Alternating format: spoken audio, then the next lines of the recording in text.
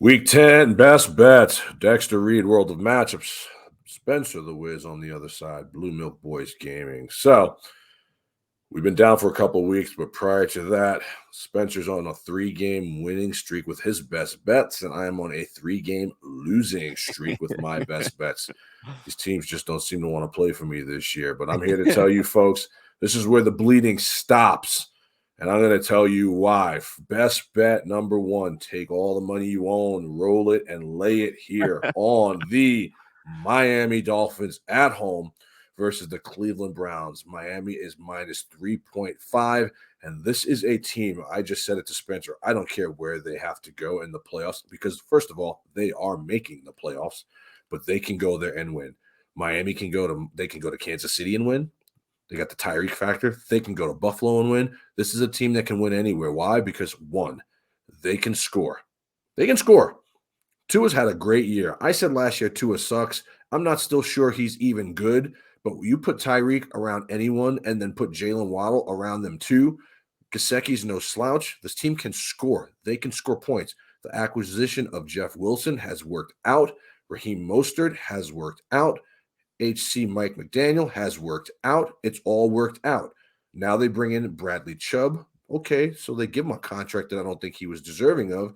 But you said it a couple of weeks ago. You've been saying it since I've known you, Spencer, that the window of opportunity to win a Super Bowl is so small that if it's open, you got to go through the window. That's it. And so they're pushing all their chips to the middle of the table. And they're telling everybody, we don't give a shit what you guys think.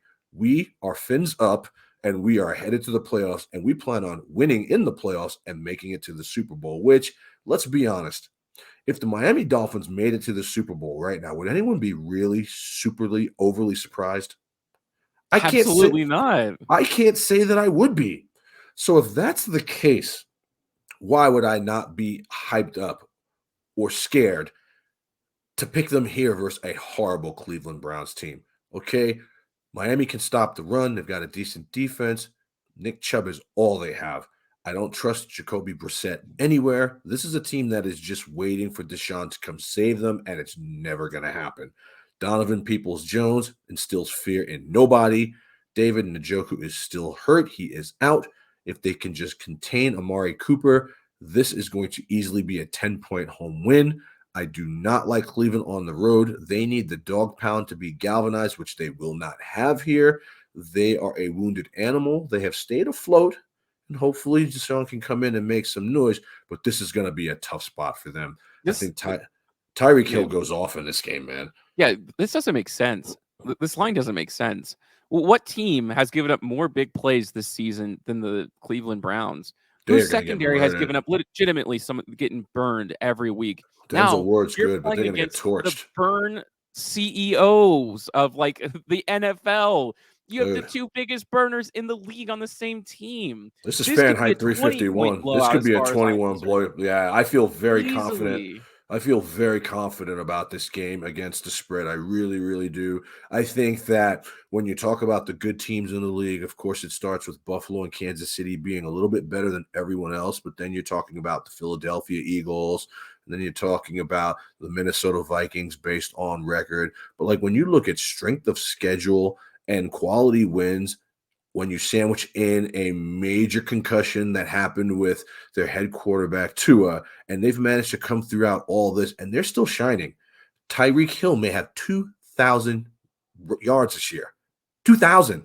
Now, the touchdowns aren't really there. He's only got 3, but the yards are enormous. And I know a lot of that is yards after the catch, but this is a team that is really saying we're going for this shit. They traded for Jeff Wilson too, who we're going for this shit. McDaniels is very familiar with. Jeff Wilson is a huge piece here. It's a huge piece. I'm telling you, folks, do not be scared of this one.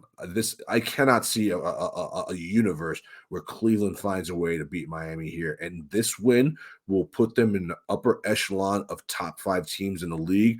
You're going to be like, okay, Buffalo, Kansas City, Miami after this week, because they're going to put it on this Cleveland team. The dog pound, they are not a good team. Deshaun Watson's not Jesus, okay? You'll be better. But he's not going to save this team this year, and Jacoby Brissett is nothing but a backup. You cannot tell me that they're going to go to South Florida and win this game. Scared money don't make money. No Lay way. the 3.5 and eat a steak dinner and add a lobster tail too, because you're going to have the money. Yeah, no, I agree with you on that one. I'm going to go with the Cowboys -4.5 over the Packers. I see no reason to not bet against the Packers right now. Until they give me a reason, that's what I'm going to stick with. Look, here's the reality. They have no weapons, and they did nothing in an attempt to give Aaron Rodgers a weapon. They had 2 first-round picks in this year's draft, didn't they? And I don't think they used a single one on a wide receiver.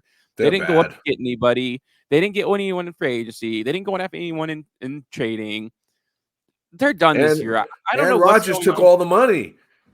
Yeah, for what? For throwing interceptions into the end zone now. It's just versus the Lions. God. It's been at a boiling point, and I think it tipped over in that 49ers playoff game. I think that's where things just kind of ended for them. Yeah, Aaron Jones doesn't look 100% at any point in this entire season. He's hurt. Who knows what Aaron Rodgers is doing after the games? This isn't a team. This is a football organization. They're not a team. You know what I mean? Yeah, for sure. And I think the Cowboys are on their way up. You know, they get Dak Prescott back. The Cooper Rush rumors are finally dying down, which I think is really important for their team. And I can't imagine that they don't just torch this defense. And I think that you got a good enough Cowboys defense on bad receivers that they're not going to be able to do anything. This team is much better than the Lions. And if that's what the performance the Packers are going to give against the Lions, what's going to happen when they play Dallas? Only 4.5. I love it. I think there's too much respect in the books right now for the Packers. And I think you're going to start seeing as the weeks go on, that line against any team that they play is going to get bigger and bigger and bigger as they continue to lose games.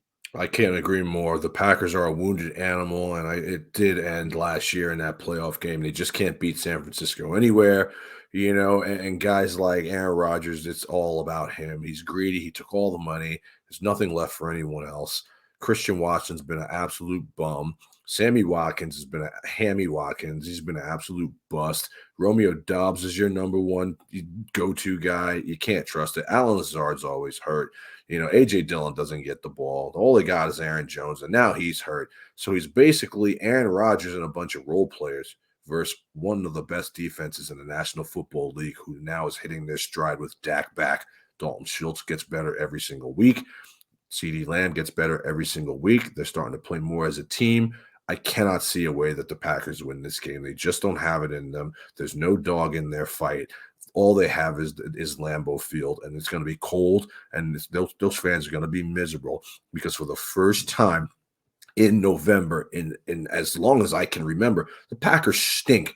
This is a team that has lost to the Jets, the Giants, the freaking Commanders. My God, how do you lose a best bet? The Lions. You throw 3 red zone interceptions versus the Lions.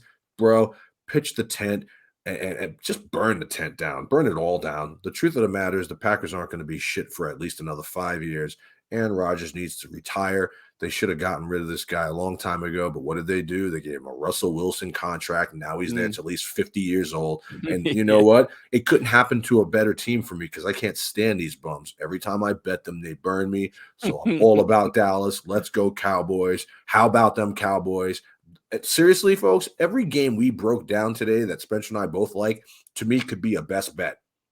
They could be a best bet, and I really love the Cowboys here. I think the Cowboys win this game by at least a touchdown. If you're scared, tease it down because the Packers are absolutely dead in the water. This team has got no juice. They got no life, and you are going to see them win 6 games this year. Scared money don't make money. This is best bets for Week 10. Dexter Reed, World of Matchups, Spencer the Wiz, Blue Milk Boys Gaming. Listen to us and get paid. See you guys next week. See you next week.